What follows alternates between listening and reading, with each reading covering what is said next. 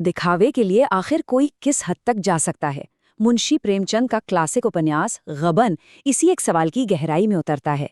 ये कहानी है दिखावे के मतलब मटीरियलिज्म के विनाशकारी असर की और सच्चे मूल्यों की खोज की।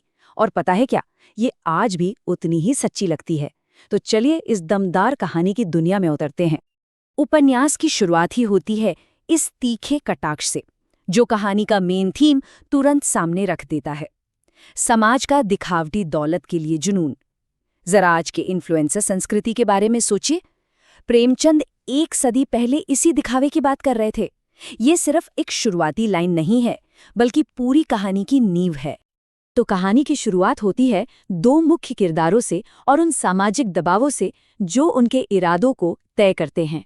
और यहीं से दिखावे का वो जाल बुना जाता है जिसमें वे उलझते चले जाते हैं। और देखिए, यहीं पर असल टकराव शुरू होता है। एक तरफ है जालपा की एक गहने को पाने की हसरत, जो उसके बचपन का सपना है, और दूसरी तरफ है रमानाथ की अमीर दिखने की बेताबी, अपनी असलियत को छुपाने की छटपटाहट।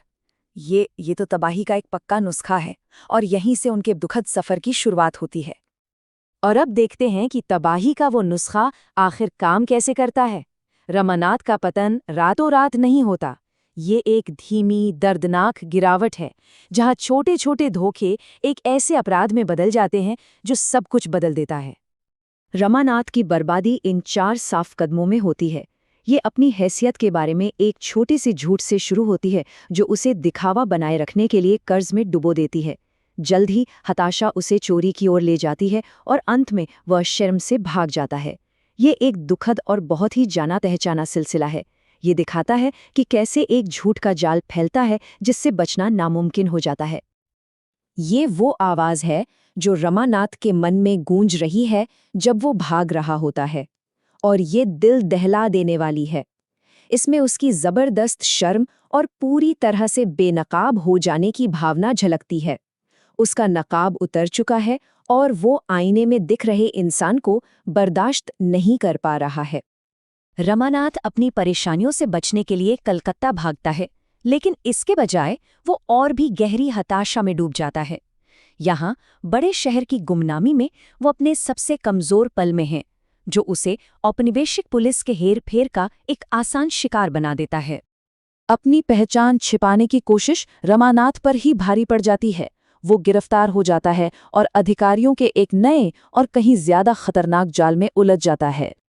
तो पुलिस रमानाथ से ठीक यही भूमिका निभाने के लिए कहती है, एक मुखबिर बनने की। उन्हें एक डकैती के मामले के लिए एक अंदरूनी गवाह की जरूरत थी, लेकिन स्थानीय लोग गवाही देने से बहुत डरते थे। इसलिए उन्होंने किसी कमजोर इंसान की तलाश की, जिस पर वो अपनी मनगढ़ंत कहानी सुनाने के लिए दबाव डाल सकें, चाहे वो सच हो या नहीं। ये वो शैतानी सौदा है जो रमानाथ के सामने रखा गया था। ये उपन्यास एक भ्रष्ट व्यवस्था की भी आलोचना करता है, जो अपने फायदे के लिए कमजोर और हताश लोगों का शिकार करती है।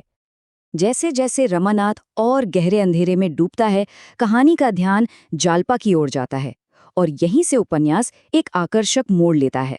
हम देखते हैं कि कैसे गहनों के पीछे दीवानी एक भोली भाली पत्नी एक ऐसी ताकत में बदल जाती है जिसका सामना करना मुश्किल है।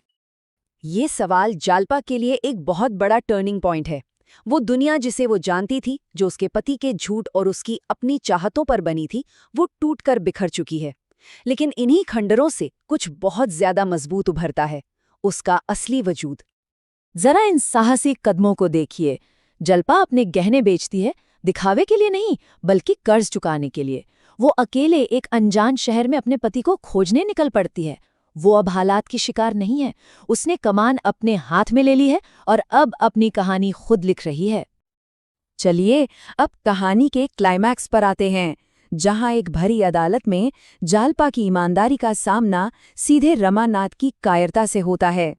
अदालत का ये सीन अविश्वसनीय रूप से नाटकीय है। रमानाथ अपना झूठ दोहराना शुरू ही करता है कि उसकी नज़र जालपा पर पड़ती है। उसकी खामोश मौजूदगी और साफ झलकती नफरत रमानाथ को अंदर से झकझोर देती है। जालपा की नैतिक शक्ति ही उसे सच कबूल करने पर मजबूर करती है, जिससे आखिर में सत्य और न्याय की जीत होती है। ये जालपा के शक्तिशाली शब्द हैं जो उसने अदालत में रमानाथ से कहे। ये ज़मीर की आवाज़ है, वही आवाज़ जिसे रमानाथ कब से चुप कराने की कोशिश कर रहा था। जालपा की सच्चाई ही उसे आखिरकार अपने किए का सामना करने पर मजबूर करती है। अंत में कहानी रमानाथ और जालपा के समाधान को दिखाती है। उनके नए जीवन की तुलना उनके पुराने जीवन से करती है और दिखाती है कि उन्होंने असल में क्या पाया। ये तुलना सब कुछ बयां कर देती है। उन्होंने शहर के जीवन के धोखे और अराजकता को शांति और सादगी से बदल दिया है। ये तस्वीर उपन्यास के मूल संदेश को बड़ी खूबसूरती से दर्शाती है। असली दौलत इस बात में नहीं है कि आपके पास क्या है, बल्कि इस बात में है कि आप जीते कैसे हैं। उनका ये शांतिपूर्ण ग्रामीण जीवन इस बात पर जोर देता है कि उन्होंने सोने या हैसियत से कहीं बड़ा धन पाया है। ये समाज, उद्देश्य और आत्मसम्मान का धन है। दूसरों की सेवा और एक सादे जीवन में उन्हें आखिरकार मन की वो शांति मिलती है जो पैसा कभी नहीं खरीद सकता था।